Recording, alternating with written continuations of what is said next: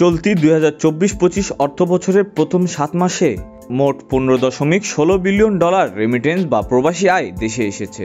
আগের অর্থবছরে একই সময়ের তুলনায় যা 23.60% বেশি।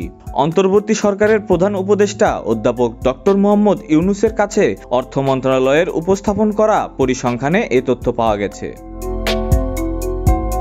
বাংলাদেশের অর্থনীতি, সাম্প্রতিক চ্যালেঞ্জ এবং ভবিষ্যৎ করণীয় শীর্ষক এক প্রতিবেদনে বলা হয়েছে, মুদ্রা বিনিময় হার স্থিতিশীল থাকায় এবং প্রবাসে নিয়োগের পরিমাণ বৃদ্ধি পাওয়ায় প্রবাসী আয়ের গতি উল্লেখযোগ্য পরিমাণে বৃদ্ধি পেয়েছে। চলতি অর্থবছরের অক্টোবর থেকে জানুয়ারি সময়ে প্রতি মাসে গড়ে 1 লাখের বেশি কর্মী বিদেশে পাঠানো সম্ভব হয়েছে। এছাড়া চলতি অর্থবছরের জুলাই থেকে জানুয়ারি সময়ে মোট $15.96 বিলিয়ন প্রবাসী আয় এসেছে।